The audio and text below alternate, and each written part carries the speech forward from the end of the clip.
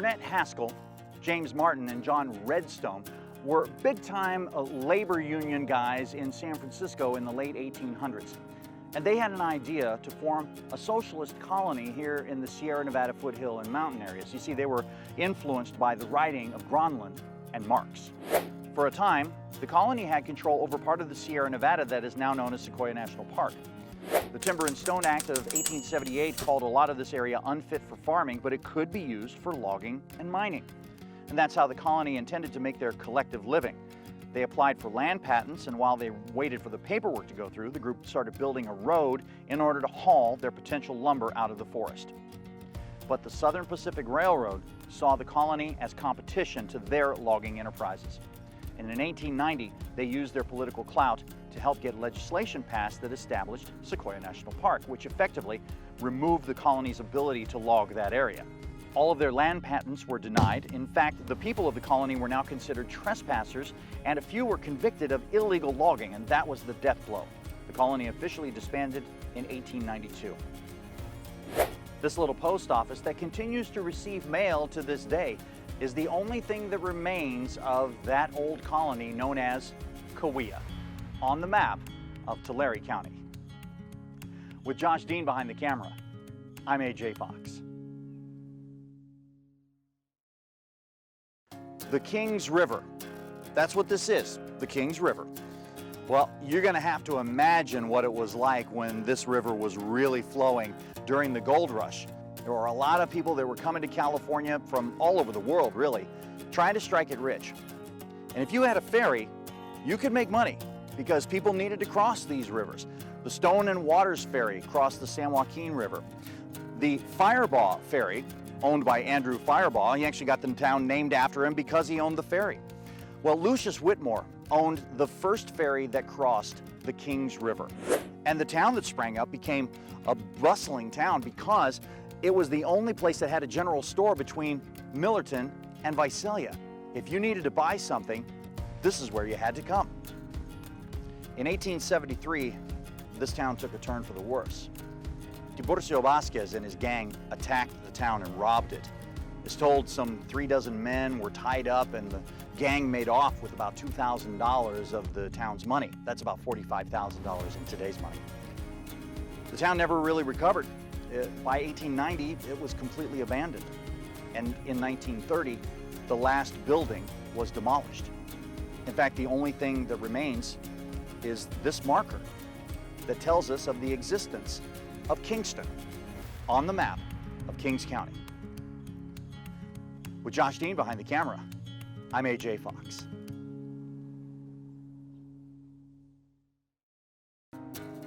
Well, in the Central Valley, as communities were being established, choosing a name was an important step.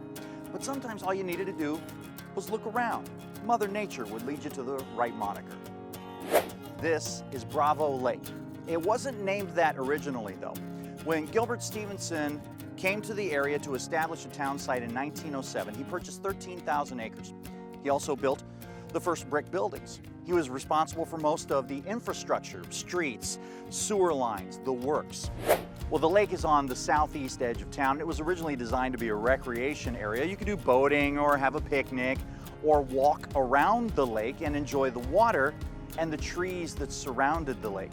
And that's where the name comes from. The lake in the woods, or Wood Lake on the map of Tulare County.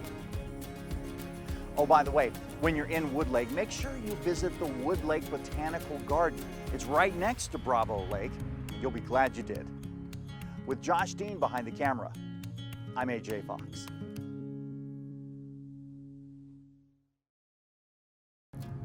Benjamin Graham, originally from Chicago, moved to the Central Valley in 1910. You see, Jefferson James had passed away and they were selling off all of his land.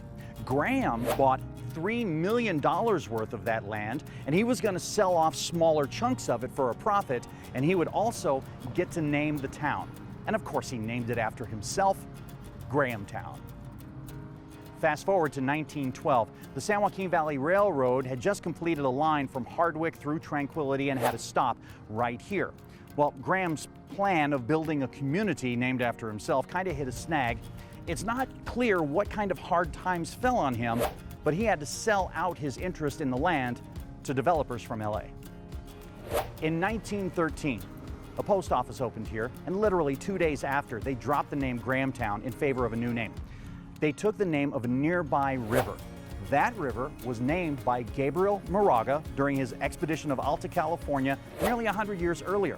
He had named it after his dad, Jose Joaquin Moraga. And of course, I'm talking about the San Joaquin River. The town took the name of the mighty river, San Joaquin, on the map of Fresno County.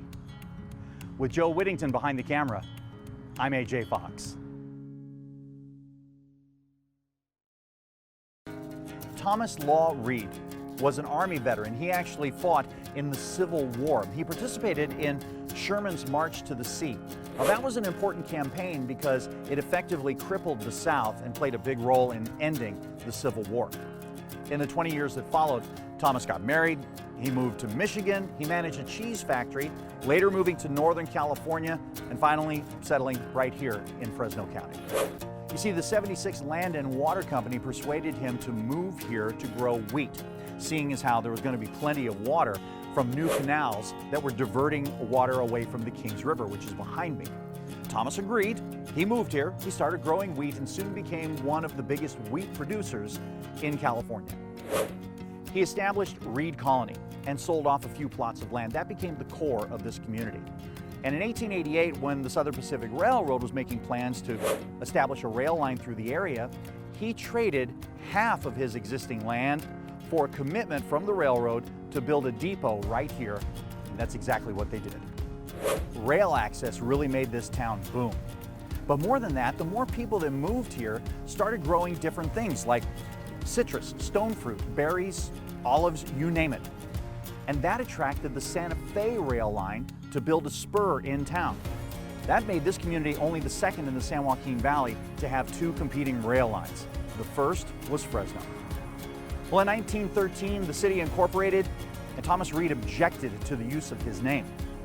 But the Pacific Improvement Company convinced him to go with the slightly adjusted Reedley on the map of Fresno County. With Joe Whittington behind the camera, I'm A.J. Fox. Well, here we are again in the Sierra Nevada, talking about a town that really grew because of the gold rush. Miners, prospectors were coming in from all over, and they displaced the Mono people who were living here originally. Milton Brown was one of those prospectors who built a cabin right on Willow Creek. And his cabin got pretty popular. In fact, a community started to grow around it. Well, in 1888, the post office opened, and that made it an official town. But it was when the United States Forest Service set up their headquarters here that established this community as a timber town. You see, lumber was more responsible for keeping this community going than gold ever was. But the name actually comes from Milton Brown's original cabin. Well, actually, the location of the cabin, which was on a fork in Willow Creek, specifically the north one. Now, North Fork is on the map of Madera County. Well, North Fork boasts being the exact geographic center of California. This marker is about 5 miles outside of the center of town, about 60 feet off of Road 225. With Josh Dean behind the camera, I'm A.J. Fox.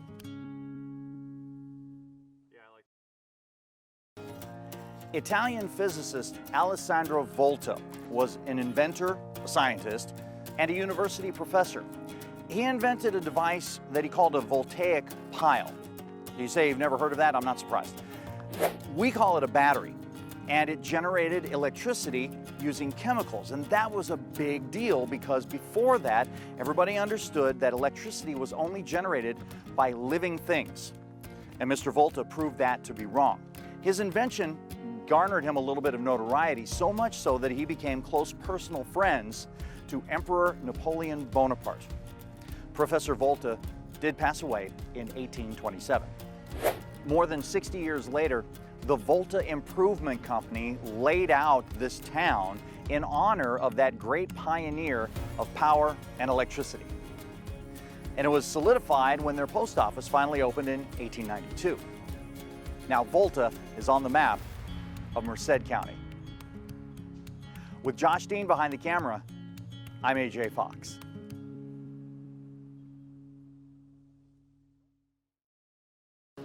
Well, I'm sure you've realized by now that because of the influence of the Spanish missions in California, we got a lot of cities that are named after Catholic saints.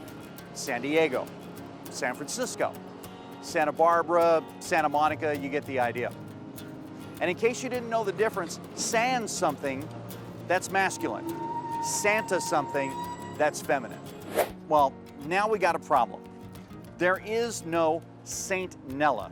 Granted, I only did a Google search.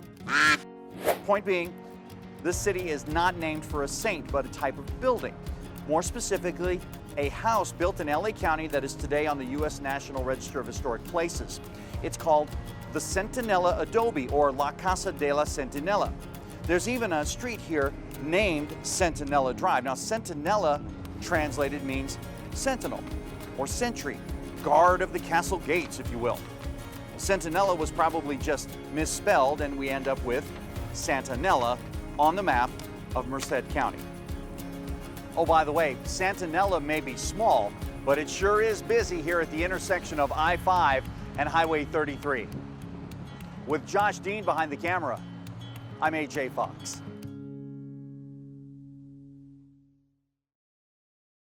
Behind me is the world's second largest of the giant sequoias, and it was named after then General and later President Ulysses S. Grant.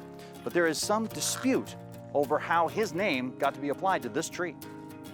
One account has Joseph Hardin Thomas, a logger from Visalia, discovering the entire grove and naming this tree in 1862. Another account says Lucretia Baker of Porterville was camping here with her family in 1867, and that she named the tree after General Grant, and she even has a letter from later President Grant thanking her for the honor. In 1890, this area was declared a national park, same time as Yosemite, same legislation in fact. And in 1940, General Grant Park was incorporated into Kings Canyon National Park. And that's how Grant Grove came to be on the map of Fresno County. Oh, by the way, on July 31st, 2015, the Rough Fire began. It burned until November 5th of that same year, destroying more than 151,000 acres and even reaching the General Grant tree. You can still see the enormous burn scar left behind. The tree was damaged, but it is still standing strong. With Josh Dean behind the camera, I'm AJ Fox. In 1874, this community was established by James Hackett and Peter Canoyer. That makes it the oldest community in all of Kings County. And it was thriving originally because of all the obviously rich agricultural land that was available. A lot of farms, a lot of ranches popped up. It was originally called Lucerne. Well, about 6 years earlier, and more than 1,500 miles away in Minnesota, an organization was established by a farmer named Oliver Kelly for the purpose of promoting and safeguarding the priorities of farmers and ranchers and, more generally, rural communities. He wanted to encourage farmers to form collectives to enhance their negotiating power. Often that put them at odds with railroads over a variety of commercial problems like shipping rates. The organization used to be called the Patrons of Husbandry, but in 1867 it became the Grange Movement. Well, in French, the word grange or le grange means barn. The word ville means town or city. If you put those two words together, barn town, you get Grangeville or Grangeville on the map of Kings County. Oh, by the way, in 1876, the Southern Pacific Railroad bypassed Grangeville altogether, possibly a slap in the face to their involvement in the Grange movement. As a result, the community's ability to thrive diminished a bit. With special thanks going out to the Grangeville Oaks wedding venue where we're shooting today, and with Josie Robles behind the camera, I'm AJ Fox. You can watch this and other installments of our On the Map series brought to you by the Fresno City and County Historical Society. Just go to our website, yourcentralvalley.com/on the map.